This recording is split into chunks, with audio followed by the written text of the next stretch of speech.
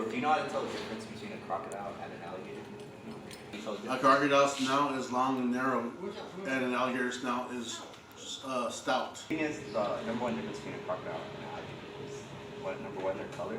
So crocodiles are darker, they're actually lighter colored than alligators. Alligators are more dark colored.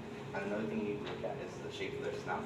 So crocodiles have kind of angular, almost triangular shaped snouts, while alligators have rounded snouts. The easy way to be able to remember that is A for crocodile, C for alligator. But do you want to know what the most important difference is between crocodile and alligator? So alligator you see later, and a crocodile you see in a while.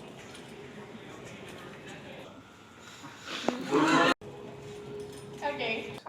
But if we don't do something now, we might not see any alligators later. There are only two species of alligators left in the world: the patriotic, easygoing, and freedom-loving American alligator, and the heavily endangered Chinese alligator.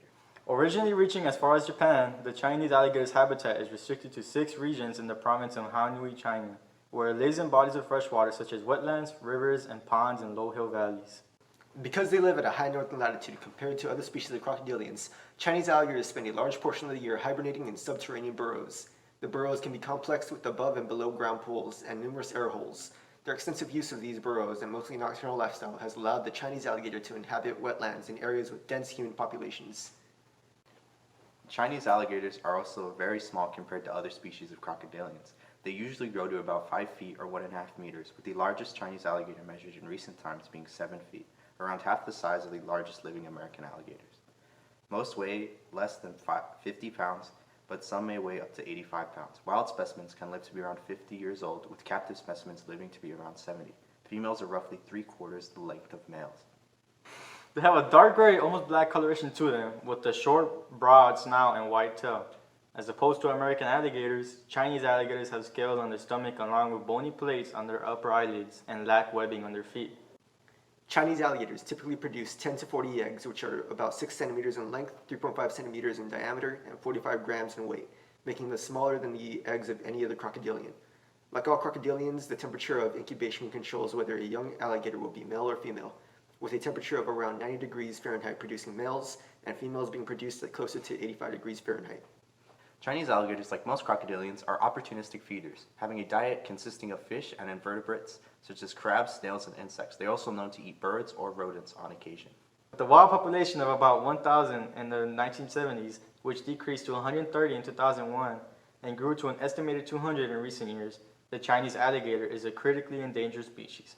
In fact, it is the most endangered species of crocodilian. The factors most responsible for the decline of their population is habitat fragmentation and degradation, hunting, natural disasters such as floods and droughts, geographic separation, and pollution.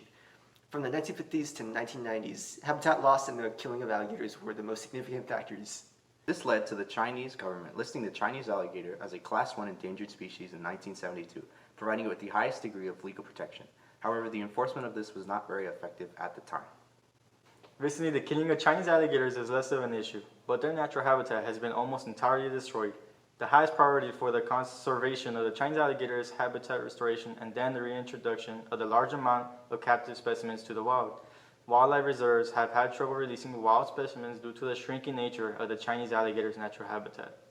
This has led to an incredibly large 20,000 estimated captive specimens, the majority of which are held in the Anhui Research Center for Chinese Alligator Reproduction, which has around 15,000 captive specimens. Captive breeding of Chinese alligators has also been achieved at various zoos throughout the United States and in Europe, some of which have been sent back to China for reintroduction.